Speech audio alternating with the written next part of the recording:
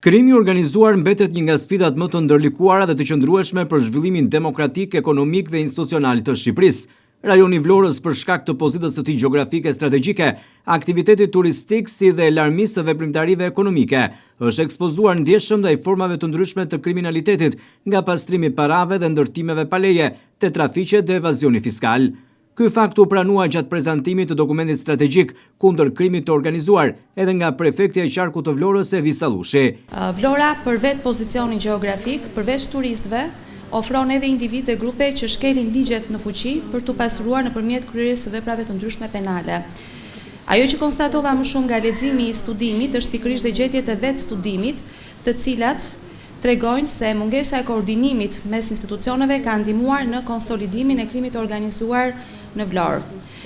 Një mungesë e tillë është konstatuar edhe në raportin vjetor të SPAK për vitin 2024, ku theksohet se instrumentet administrative janë efektive, por aplikimi i tyre është i kufizuar për shkak të mungesës së koordinimit ndërinstitucional dhe kapaciteteve teknike në nivel lokal. Pikërisht unë këtu shoh dhe rolin e prefekturës, institucionit të cilin unë përfaqësoj sot, e cila luan funksionin e koordinimit ndërinstitucional që me sa duket është shumë i nevojshëm dhe me rol kryesor në qasjen administrative. Prefektura e qarkut Vlorë krijon kushtet që veprimet e institucioneve të tjera të jenë më efikase dhe më të përqendruara, duke u bërë kështu një element kyç në arkitekturën institucionale për parandalimin dhe goditjen e krimit të organizuar. Përfaqësuesi i ambasadës së Bullgarisë në Tiranë, Ilian Krumov, theksoi se bota akademike e konkretisht Universiteti Vlorës Ismail Qemali është një partner jashtëzakonshëm në përgatitjen e ekspertëve të së ardhmes në fushën e sigurisë, ndërsa vlerësoi Universitetin e Vlorës për hapjen e dyerve dhe mbështetjen e këtij studimi стратегик. Защото в съвременния свят, където престъпността се адаптира бързо, академичната общност е незаменим партньор в анализа и подготовката на бъдещите експерти.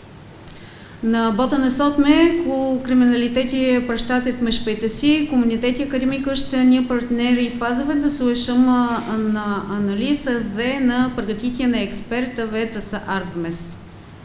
С днешното събитие вие доказвате, че сте реален фактор в обществените процеси.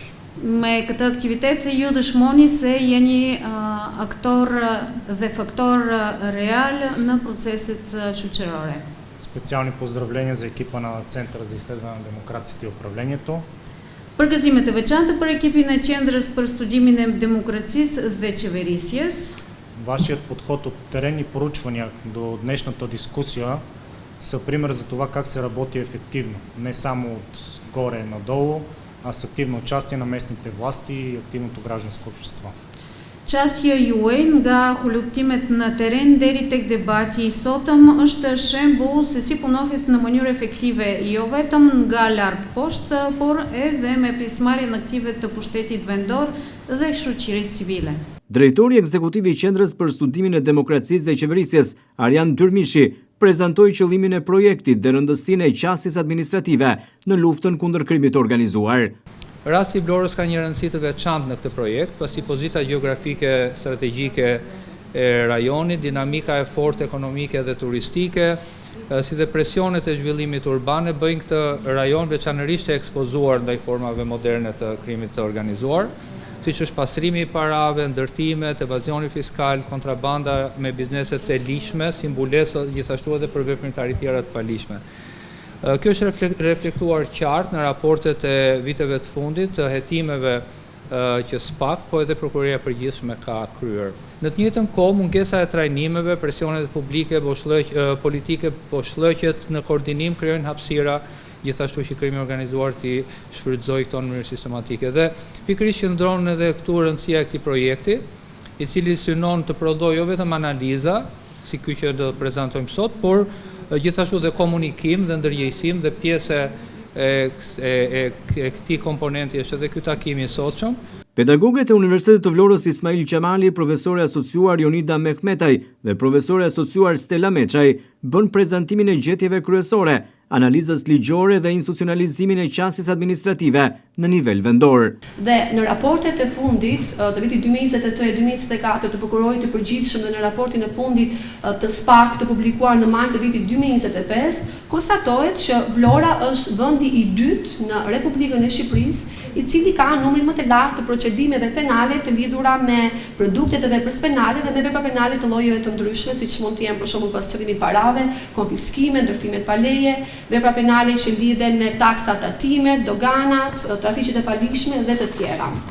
Dhe duke patur një mjedis të tillë është e nevojshme marrja e disa masave.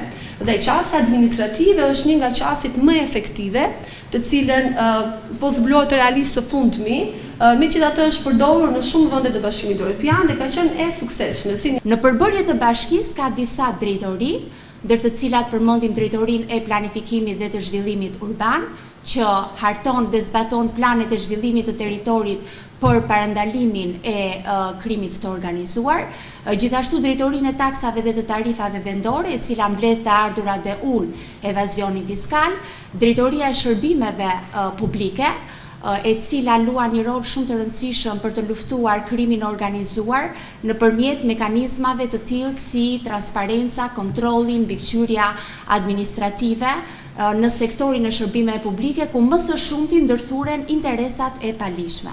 Gjithashtu përmendim dhe inspektoriatin vendor të ndërtimit që ushtron kontroll mbi territorin, veçanërisht mbi ndërtimet e palishme dhe garanton ruajtjen e rendit urban. Dokumenti që u prezantua synon të vlerësoj potencialin praktik të kësaj qasje në nivel vendor, duke analizuar rolin kyç të institucioneve në parandalimin e aktiviteteve kriminale përmes mjeteve administrative.